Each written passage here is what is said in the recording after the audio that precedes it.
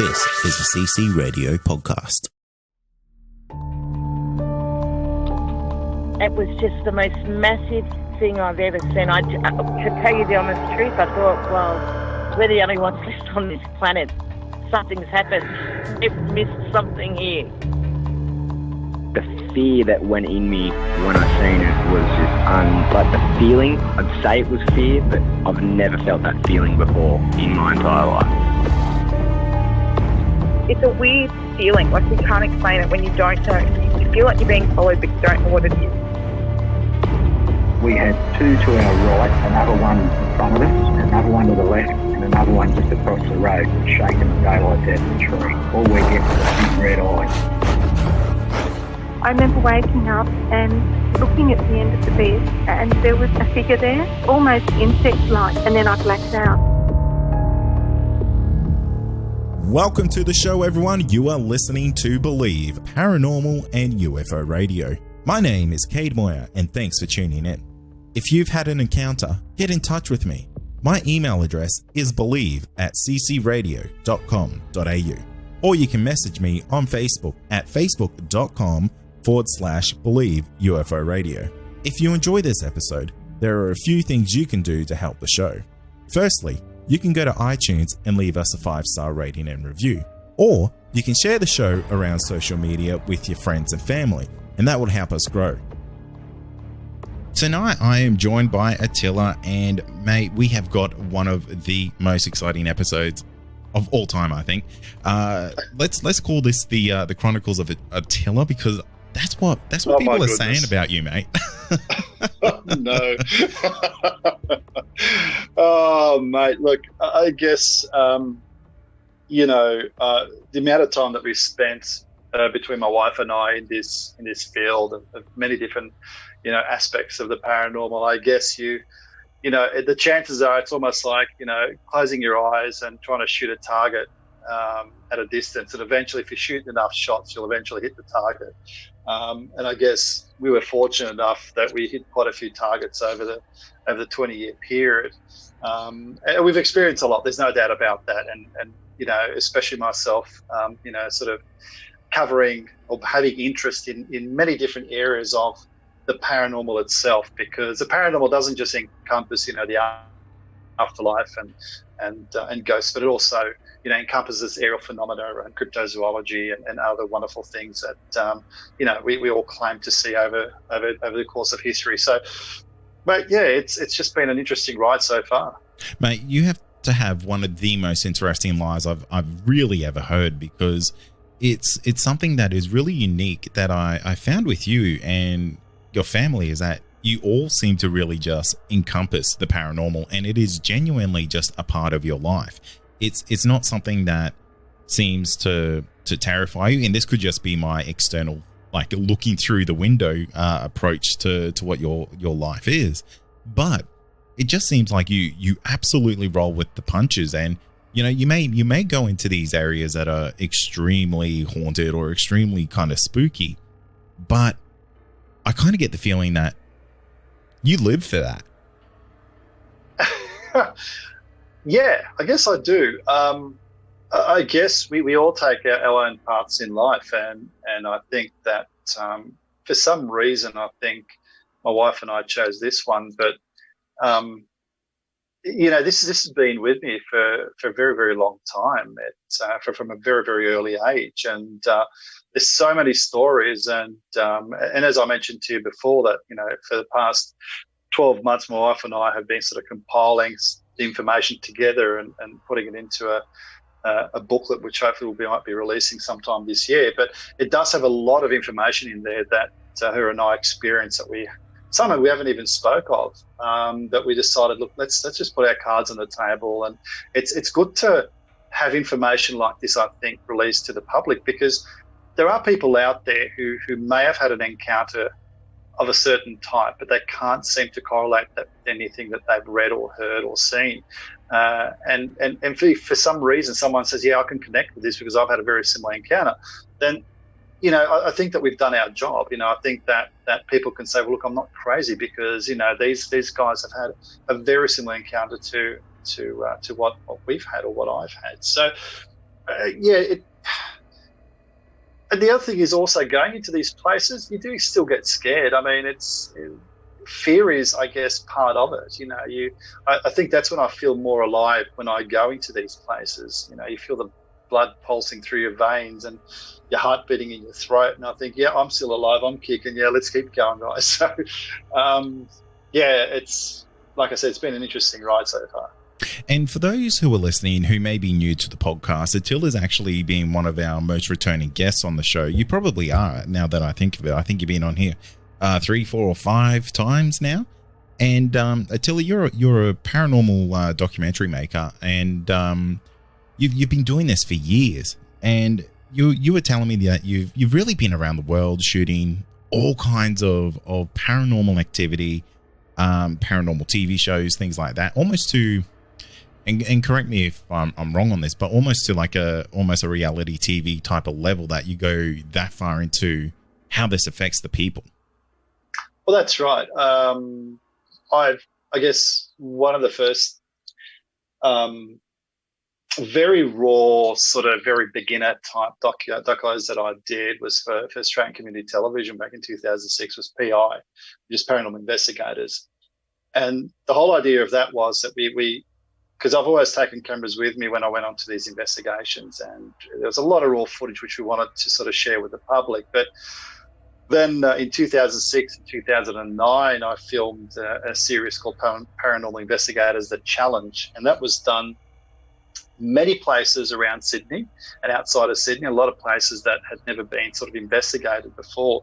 And I think that was one of the things that I really liked doing, is just going to some of these places that, you know, that didn't really have a history of ghost tours or ghost hunting or anything like that, but they did have the occasional stories, you know, in history and even in current times.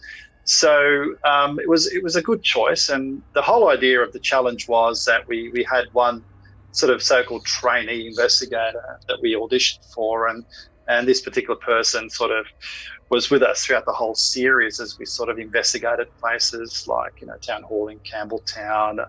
We went to some old hospitals. We did Belanglo State Forest. We did a whole bunch of other stuff as well, even down at Jenolan Caves. So there was a whole bunch of stuff that we did over time, and we got a lot of good feedback out of that. So, but then I did another one in 2012 called Paranormal Investigators Phasmophobia, which was another reality TV show, and that kind of did the rounds as well.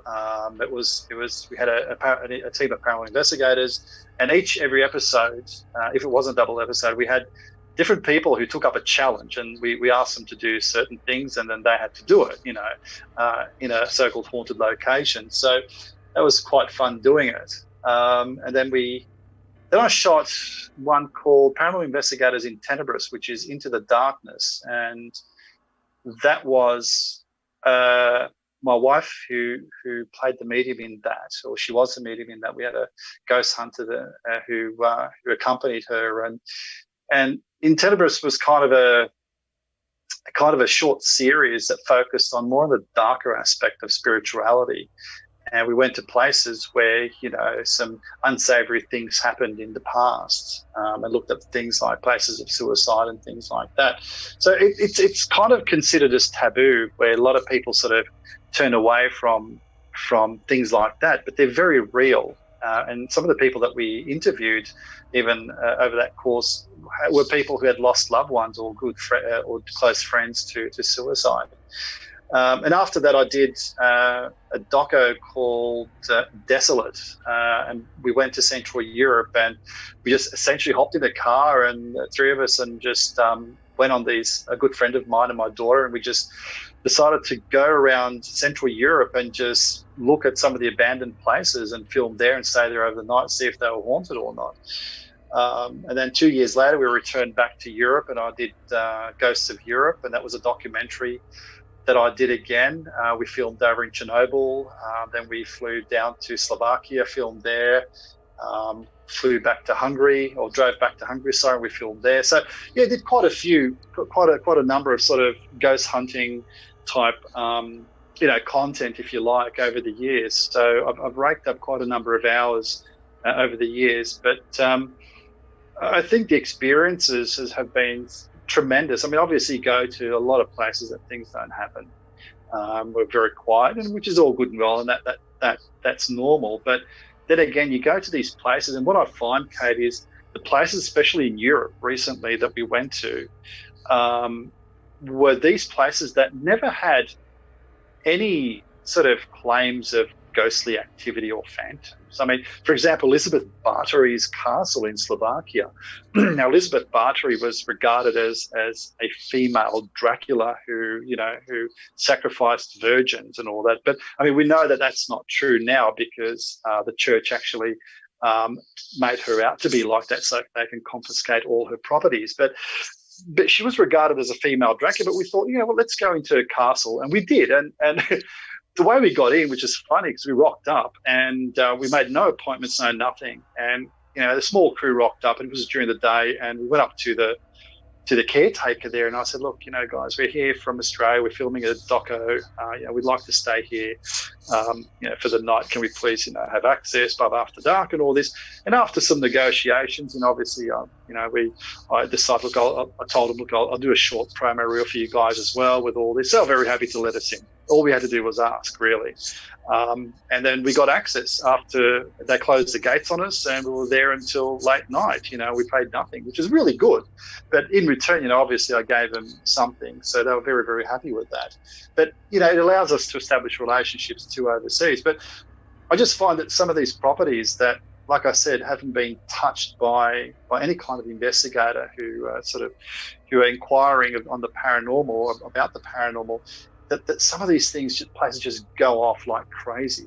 And we had an orphanage in Hungary just absolutely went ballistic. So, yeah, I've certainly sort of done quite a few areas within Australia, or actually visited a few areas and filmed a few areas in Australia and overseas. And it's been very, very interesting so far. Indeed. It's kind of like a lifestyle, or I guess a career choice that I think a lot of people would be quite envious of, because not only are you getting to go on these fantastic adventures, you're exploring the world, you're seeing sights that a lot of people probably wouldn't get to see, but you're also really expanding your knowledge into this world. Because the thing that I've learned from doing this podcast is that I genuinely learn something new with every interview that I do, because you may think you have something figured out, and then someone will come on and talk about something in maybe just a 1 degree of separation from what you originally thought, and it can really change your complete outlook on everything. Oh, definitely. Absolutely.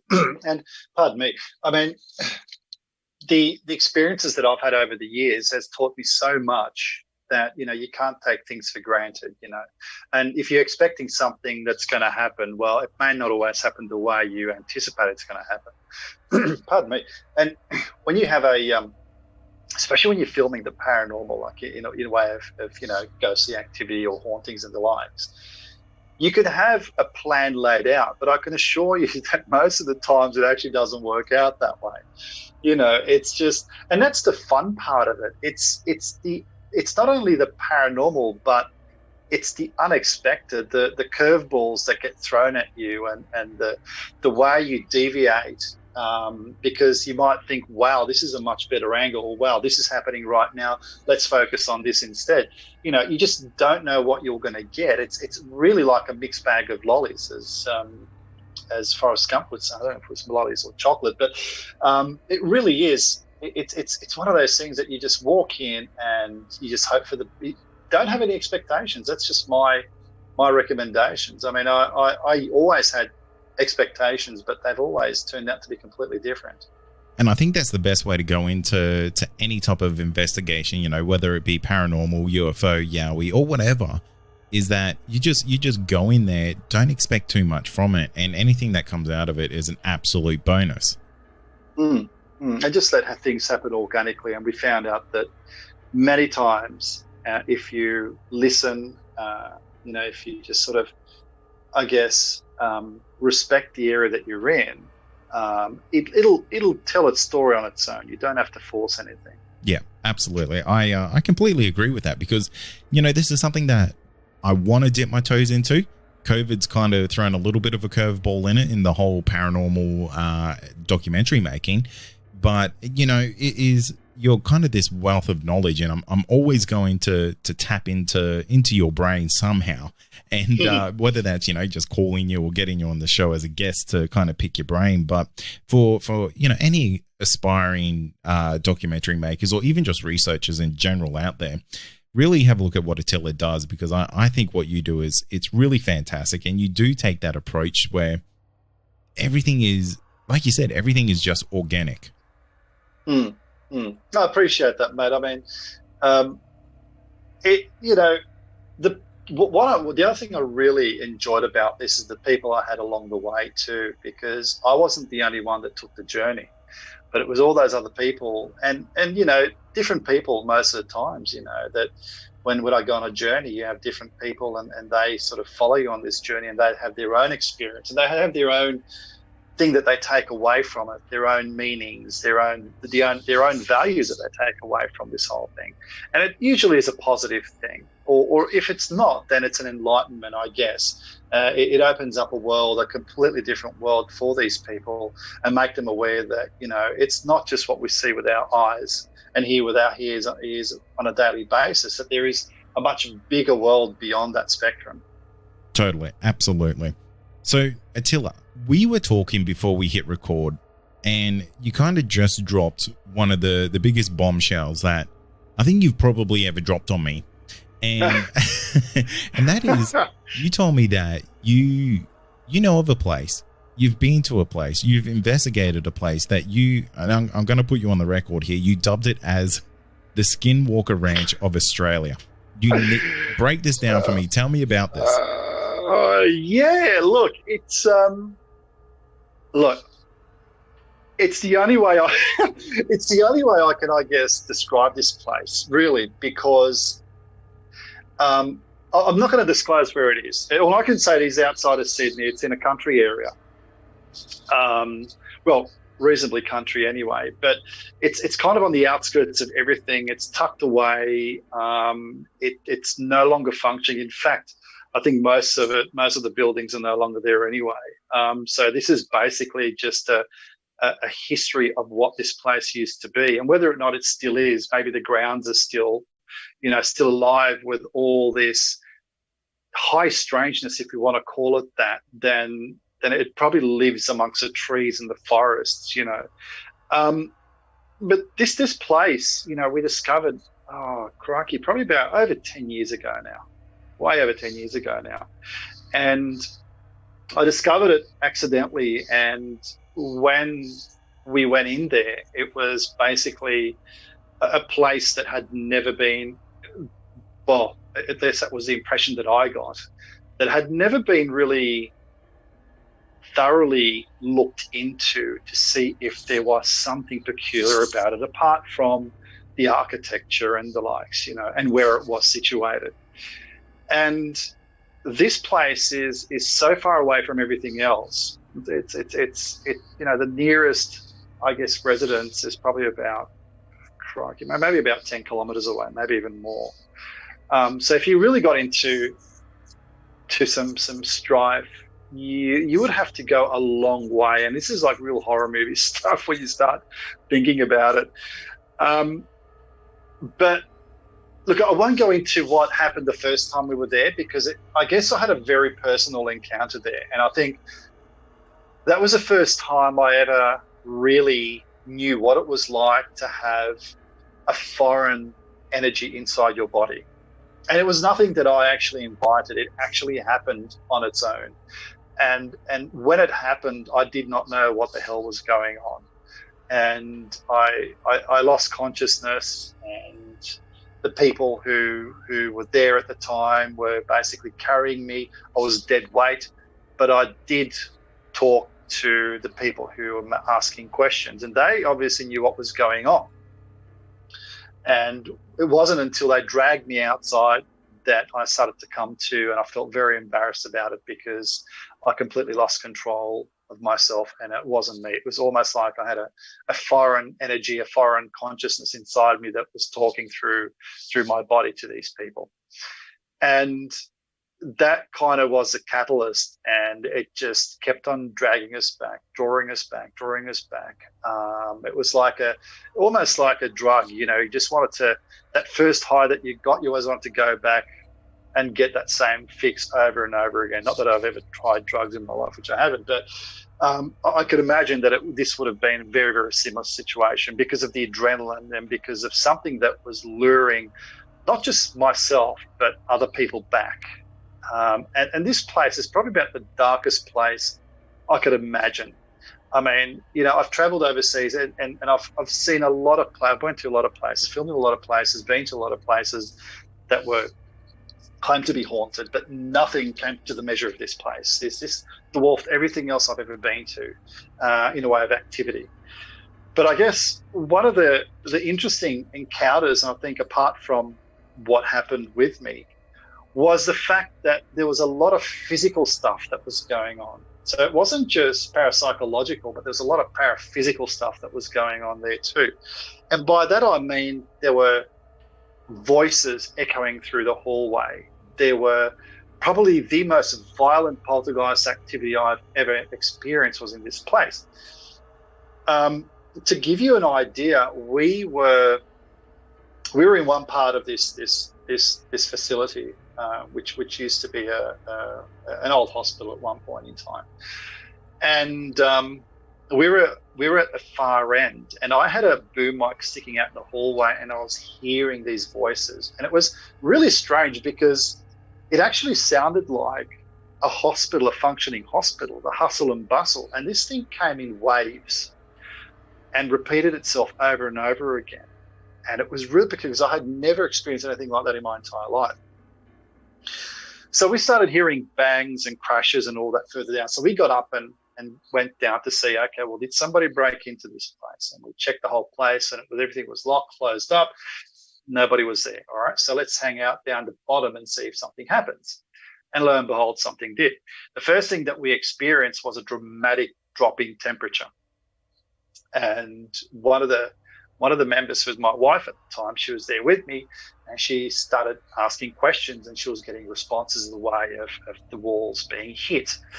And then all of a sudden, that came to a standstill.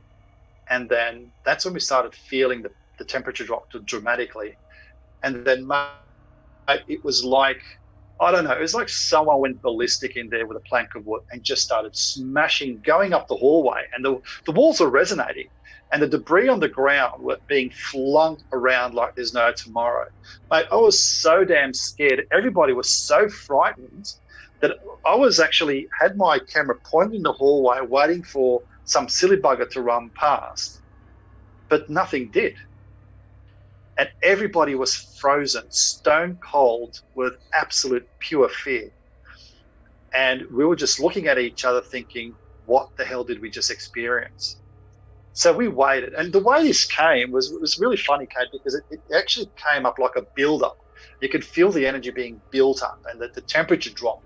And it was getting violent and violent, more violent as it got close to where we were sitting in the hallway. And then all of a sudden, just like something cut it off. Bang, it was done. And there was no movement, no nothing. It was completely silent. It was like we were stuck in the middle of a storm, like the eye of the storm. It had this vortex of silence. And then one guy, he said, all right, I'm going to see if there's something out there. So he leans back and sticks his head out into the hallway. It's pitch black. Couldn't see anything. So it took us probably about 2 or 3 minutes, but you know, to gather our not only our strength, but our wits and our courage to actually get up, turn the torches on and see what the bloody hell did we just experience. How long did that go on for? This went on, because it was actually teasing us before. This went on for probably about 5 or 10 seconds. No more than that. Wow. That would be more than that. Because you would have seen something if someone was doing that. The thing is, though, this place is so dark, inherently so dark in there, that even if you had full moon outside, the hallway is pitch black. So there's no way you can navigate through that property without torch, without some kind of aid. And not only that, if somebody did break in, you'd hear them walk away because the floor is made out of timber. So, and the wood actually creaks when you walk on because it's a very old property. And it creaks as you walked on it. And nothing like that happened. It was like it came to a standstill, and whatever actually caused that was standing there in the hallway waiting for us to come out. And that's what it felt like. But when we stuck our head out and when we walked out, turned our torch, there was nothing there. Absolutely nothing there. What goes through your mind in that moment? Oh God, I'm going to die. I could imagine. In a very nasty way. Mate, I don't know, because it's so, you hear about poltergeist activity and things like that, but when it actually happens to you, it feels so unreal that your mental state at the time is confused between what's happening, what you think this could be, and bloody hell, I've never experienced this, and I never thought this is actually real. And then, is this going to kill me? What is this going to do? And especially with the experience that I had before, with that foreign energy coming inside me, I was worried that it was going to either affect myself or one of the other crew members. I mean, that was one of the biggest fear that I had. And if it does, then one, am I going to come out of it, or are we going to be able to help, one of the crew members to get out of this state of trance or possession or whatever you want to call it? We've got many words to call this thing. That was my greatest fear, is that, mainly the safety of the crew. And especially having my wife there, I thought, my God, well, what if something happens to her? It was just full on. It was violent. That's the only way I can put it. It was absolute violence that was displayed in that hallway. Nothing more, nothing less. Is that the first time that you've ever felt like intimately in danger? No, well, actually, it probably happened around, when it comes to the paranormal. So I'm just trying to compare this with my Yowie experience, but let's put that aside now. But in a way of the paranormal, the only other fear I felt when I was 8 years old, when I lived in an old place, and this elderly couple came out of a black sort of part of the wall. It was very, very dark, and they came up to my bed and it scared the living hell out of me. Apart from that, yeah, I guess this was probably one of the most horrifying experiences I had when it comes to hauntings. And now, a quick word from our sponsor. Also, are you wanting more content? Why not become a Believe Plus member? You'll get access to exclusive podcasts and episodes that aren't available to the public. Not only that, you'll also get our regular feed without any ads. Head to believepod.com/plus to sign up today for just $5 a month. Because I couldn't imagine being in a situation like that where the thing that you're looking for is presenting such danger that you don't know, one, how to get around it, or two, how do you compete with that if you hypothetically, had to face that? Well, it's a good point, because at the end of the day, we really don't know what the hell we're dealing with. We're talking about unseen forces here that are capable of manipulating the physical environment around us. So if they're capable of doing that, what else are they capable of? I don't know how much time you've got here, mate, but I've got some really juicy stuff that I can tell you when it comes to how far these energies can actually go and how much danger that some of these energies can actually pose on people. Absolutely, mate. Let's dive into it.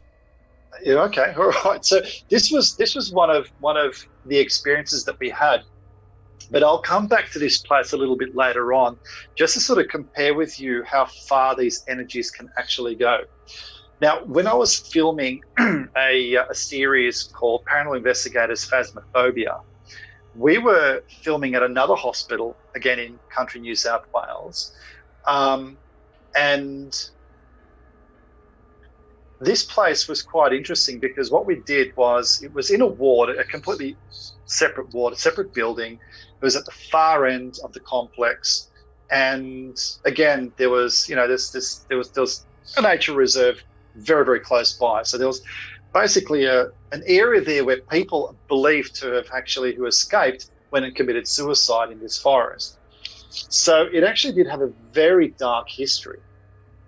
And we went into this ward, and the challenge was that this lady, we actually had three ladies with us, but a particular lady, her job was to go in there by herself into this ward at night, armed with a torch, a small torch, not one of the powerful ones that we had to, one of those little cheap Kmart jobs, and with a night vision camera. And she had to find some instructions, and those instructions basically told her what she needs to do.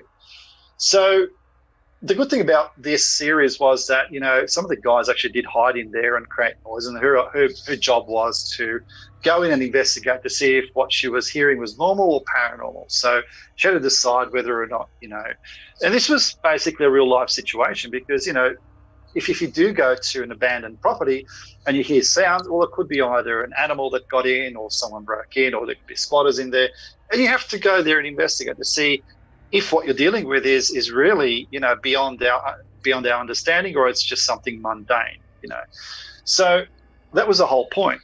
Now, when we did a regroup, everybody got together. But what actually happened is one of the setups was that my daughter had a black cloak, and she was there accompanied by a good friend of mine. And her job was, as soon as this lady stepped into the hallway, she would actually walk across the hallway with this black cloak on to scare the shit out of her, so she can go and investigate to see if this was a person or was a spirit. But what my daughter did is that she walked across the hallway, then she went around the back way and then joined my friend who was there sort of taking care of her to make sure that she wasn't alone in the dark in a place like that. So when we did a regroup, everybody turned up except for my friend and my daughter. And we thought, well, they probably didn't hear that, guys, let's come together and let's discuss, what we were doing. So we basically had faced the camera. So the challenger, the young lady, she was talking to some of the investigators, and I was explaining to her that, look, this is the reason why we did this, so that, when you are investigating something like this, it's a real life situation. And then my wife looks up and says, well, where's Michelle? And then all of a sudden, my brand new battery just went bam, like that, flat. And I said, well, this is really strange because this battery was fully charged. But I said, look, that's all right, I've got a spare one. So as I'm sort of fumbling around getting a battery, my friend turns up without my daughter. And my wife says to our friend, he goes, well, where's Michelle? And he doesn't say anything. That's a funny thing. He just looks at her, gives her this cynical grin, laughs, and then walks away into the dark. And then my wife's going, what the hell? She calls out his name and goes, what the hell? So they end up following him, and he's gone. So they're yelling out, they're yelling at my friend's name, yelling at my daughter's name, Michelle. And then they come out of the back room there, and they say, yeah, guys, what's going on? Well, we were hiding. And then my wife's saying, well, you were just here without Michelle. What the hell? How come you left her alone? And he says, I didn't leave her alone, not for a second. Mate, I just got chills. This was a doppelganger. So whatever we experienced had the capabilities of actually physically morphing itself into someone that we knew who's close to us as a good friend, a trustworthy friend, and then presenting itself in front of all these people and then walking away and just cynically laughing. Probably thinking that, hey, guys, I either fooled you or I have the capabilities of doing that. What else can I do? That's terrifying. It was. That would really play tricks on you, because what's real and what's not in that situation after that? Well, that's it. It's the funny thing was my camera switched off. The battery went completely flat as soon as this guy turned up, or this thing turned up. And I've actually found it quite frequently, this actually happened, that when we go to these haunted places, the batteries on my equipment just drain like there's no tomorrow. So, mate, I don't know. I really don't know what to say, because, there was another doppelganger incident there as well with the guys, the investigators. experience, I think, the second night when we were there. And it was only a very brief encounter, about 3 or 4 in the morning. But this thing was there, standing there, and it was there for about a minute or 2 minutes, physically there, present, in person, and mimicking a friend of ours. It was just incredible. I don't know how I would ever react to being in a situation like that, because that's genuinely something that is kind of world breaking if you encounter something like that. Well, it is. It is. And the thing is, though, we didn't have a conversation with it. The only thing that we got out of it was a cynical laugh, and it walked away, and that was it. And we followed it. The guys, well, I didn't, but the guys followed it. My wife did. And so did the investigators, because, they said, well, okay, where's Michelle? Let's go find her quickly.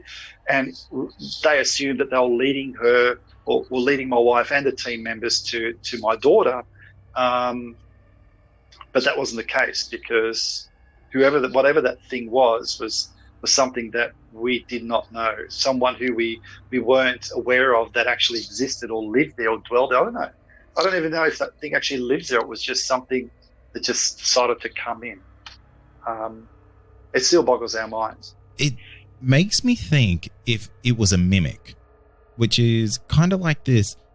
And I don't even know if these things are real. This is just something that I hear about in the paranormal world, is that a mimic is this type of entity that can, well, the name kind of says it all. It mimics what is around it, a person or an animal, something like that.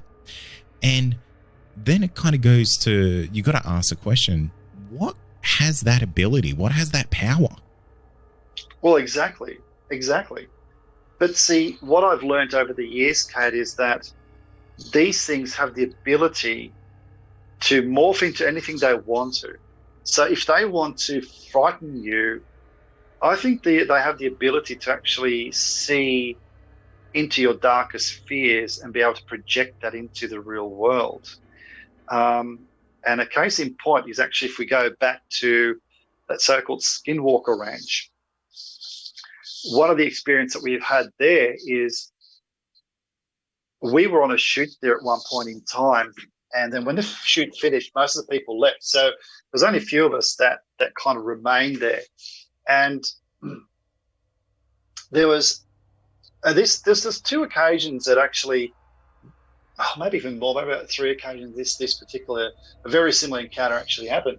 And on one occasion, what actually happened was that 3 guys decided that, we're going to go in alone into the hallway, and we're going to stand there and see if this thing, because obviously when I say thing, this whole poltergeist thing, there's a whole history behind it. So between when that poltergeist incident happened to this point, quite a few years had actually lapsed, and quite a number of incidences have actually happened. And I'd be here, mate, all night talking about it. But what I'm going to do is, instead of telling you all that story, all those stories, there was a whole succession of encounters that happened where this thing, I don't know what it is, would present itself and would latch onto people, and mainly men, not women, but men, and would turn them into this violent rage of I don't know what.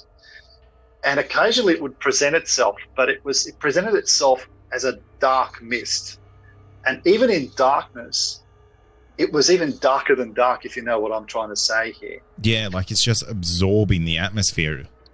Just nothing around it. Light does not escape this thing.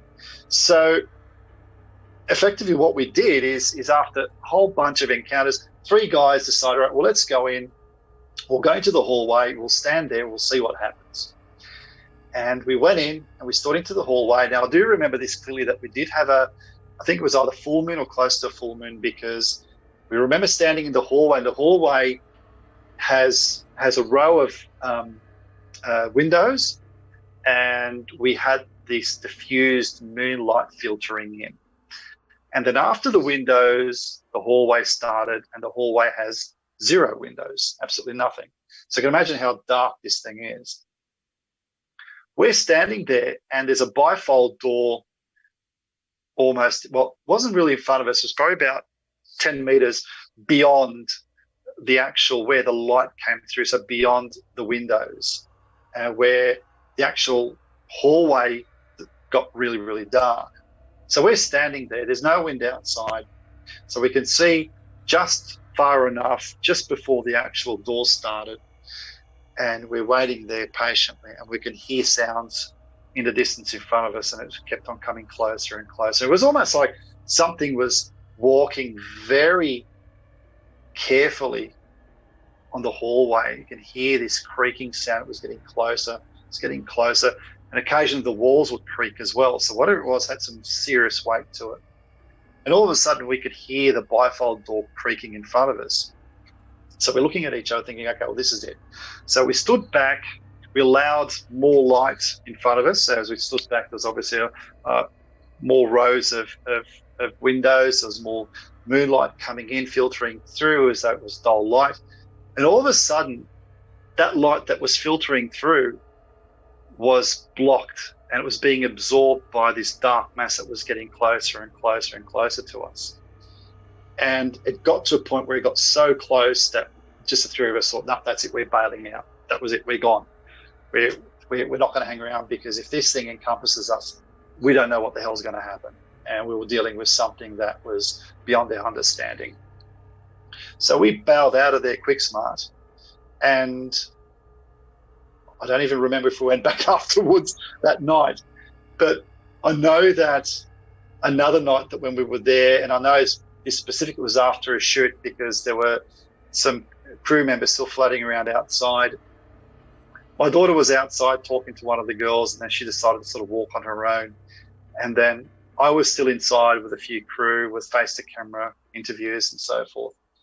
And then she saw this thing walk on top of the roof. Now, she said that it looked like, she described it like similar to this rake-like creature. It was like a very tall, spindly black thing that had like waves of like, almost like tentacles coming out of its back, and it was hunched over, it was walking across the roof. Now, when we were in there, I also do recall hearing something walking on the roof, but I didn't know what it was at the time. But she saw that on her own. So one can say that, okay, it was probably a parapsychological experience. You know, it was either, it could have been a combination of fear that created this image for her, or maybe she had a psychic experience, or perhaps she really did see this physically. But what really underlined this experience was what happened next, because she actually went up to one of our good friends who was there at the time, and they were standing in a spot where there were two buildings. So there was one building on one side, and of course the hospital was on the other side, and there was this really weak little light that just kind of bathed this area with amber light. And then as they were talking, Michelle was explaining to her what she was seeing. They heard something shuffling across the ground. And when they looked over, now two independent witnesses claimed that they saw this. What they saw was basically the torso of a human being with a head that was bald or decomposed or whatnot. It had no legs, but it was crawling on its elbows really, really fast from one side of the building to the other side of the building. Oh my God, that is genuinely terrifying. Just the thought of that. Now, yeah, I know. What really underlined this was that there was two independent witnesses that saw the same identical thing. So when I came out, you know, there was this commotion, and the guys are saying, look, you know, this is what's been going on outside. While you guys are inside, this is some of the stuff that's been going on outside. We're no longer comfortable here anymore. We need to leave now, because whatever this thing is, it presented itself to my daughter. It was at a distance, but then this thing was too close for comfort. We need to go, because obviously it's telling us a message that we need to leave. So this was another experience that, again, you tell people who have never been in this situation before and think, oh, well, you know, you're just making shit up. But it's not the case, because, again, you know, you as somebody who investigates cases and all that kind of stuff, like as a journalist now, the way I look at myself as a video journalist, you investigate claims, and okay, one person's encounter is one person's encounter, and sometimes say, look, do you have anything else that can sort of support your claim? And sometimes they'll either have a video or a photo, or they may only have it's just an anecdotal case, and you just say, all right, well, I can compare that with another case that I've heard, a couple of years ago or a few months ago. But I've had on instances where you had corroboration of multiple witnesses. Like, for example, a UFO case that happened in 1999. There were 6 independent witnesses to a flying saucer that they saw that was hovering above them. In this case, there were 2 independent witnesses, and I know for a fact that my daughter, I've trained her a lot over the years in filmmaking, and this other person, this other good friend of ours, she's what I would regard as an experienced observer and a very critical mind with her. She analyzes things very carefully, and for her and my daughter to see the same thing at the same time and try to say, well, okay, well, that was just imagination or a collective hallucination, I would completely disregard that as being it, because what they saw, I believe, was in fact in our reality, because they both saw it happen at the same time. Not only that, but they also heard sound associated with the crawling. So it was actually moving through the grass, and it was actually creating this rustling sound. So they heard sound, they had vision, it was all there. And for me to hear a story like this and to be at a place like this means that we're dealing with something that is beyond your average haunting. This is way beyond anything that I'd ever been used to or anything that I've had experienced prior. I mean, it's all good and well that you hear noises and have the experiences, those parapsychological experiences, but when you have something at this level, you know that you're dealing with something that is very, very serious indeed.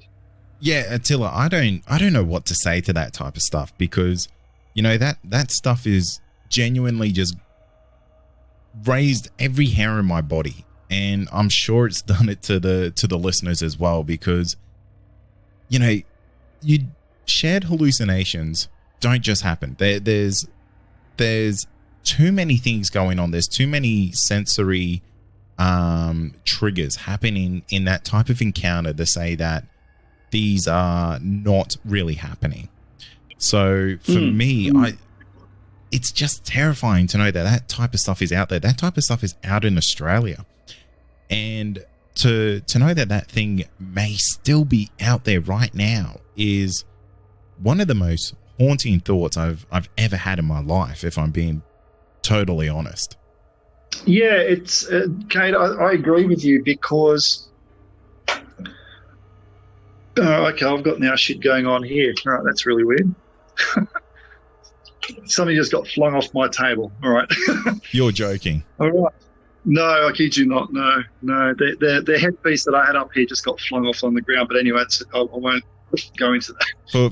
For the people who are listening, we had about 30 seconds of extremely weird activity just happened between the two of us. So yeah, this is just it's just really, really, really strange, mate. It's I really don't know how to express myself. I mean, when it comes to this place, it's just, I don't know, man. It's if there was a classification for something like this, I'd probably put it at the most highest level. And this is only some of the stuff that we encountered there. I mean, the black mass, obviously, that rake-looking like creature that was walking on the roof, and then this thing that was crawling across on elbows. I mean, my son and I, to give you another encounter, we were there at one point in time, just cleaning up after ourselves after a it was a shoot. I was doing another project. It didn't really come to fruition, but pardon me, that's just another story. But we were cleaning up after ourselves, and it was just after sunset. And we were talking to the owner, and as the owner walked away, we were sort of walking down, just rolling up our XLR cables and all that kind of stuff, and packing them away. And he looks up and I look up, because we could sense something that was happening in front of us. And then we saw these dog-like creatures run across the actual yard there and actually into the complex. And these things, the way they looked, and I know it's going to be again another one that I'm adding to it, but it is so, this place is so incredible that I just can't sort of explain how incredible this is. Now, these things look like dogs, but had like a body of a human and long sort of spindly legs, and we're just running across two of them and into the complex, and we heard nothing. There was no sound, no nothing. So, but even seeing something like that, and I said to my son, I said, "Did you just see this? I didn't hallucinate that, right?" He says, "Yeah." Okay. I said, "Well, explain to me what you saw," and he explained to me what he saw, and I said, "Well, I saw the same thing." Now, whether or not, it was a shared parapsychological experience, I don't know, because we didn't hear sound this time, but anything could have been possible, because there were people who actually who claimed to have had seen very similar creatures like that within that compound, within that area. So, mate, anything's possible, I guess, in that place. It's just what creates this is beyond me. Whether it's one entity that's actually creating these things, or it's morphing itself, similar to the one where we experienced the Doppelganger, which was again in a completely different area. I don't know. There's so many questions that are going to be left unanswered that, mate, I guess we can live for 1,000 years, and I don't think we'll have the answers to this. Well, Attila, if it's okay with you, mate, do you mind coming on and doing a part 2 to this? Just because I'd love to dive in on this a little bit deeper, and I'm kind of worried this weirdness that's going on between us during this call may kind of interrupt everything that we've kind of got going on here. So would you feel comfortable coming back on and kind of talking about a couple of those other things that you encountered at that place? Yeah, I can do that, mate. No problems at all. Perfect, mate. Let's lock that in, because your phone's kind of playing up. I can hear it on your end. I can see some weird stuff starting to happen on my recorder here, and I'm just a little bit worried. So let's mate. Yeah, mate, it's just, what are the odds? What are the odds, indeed? Well, Attila, thank you so much for coming on, mate. My pleasure. I'll book you in ASAP again, mate, because I wanna do this as a part 1, part 2, because I think this is I think these episodes are gonna kind of blow some people's minds and really, really awaken those people who may be on the edge about the paranormal. Yeah, I agree, mate. Completely. And that's going to do it for tonight. And remember, if you have had an encounter, get in touch with me. My email address is believe@ccradio.com.au, or you can message me on Facebook, and that's facebook.com/Believe UFO Radio. Until next time, stay safe, and you've been listening to Believe, Australian Paranormal and UFO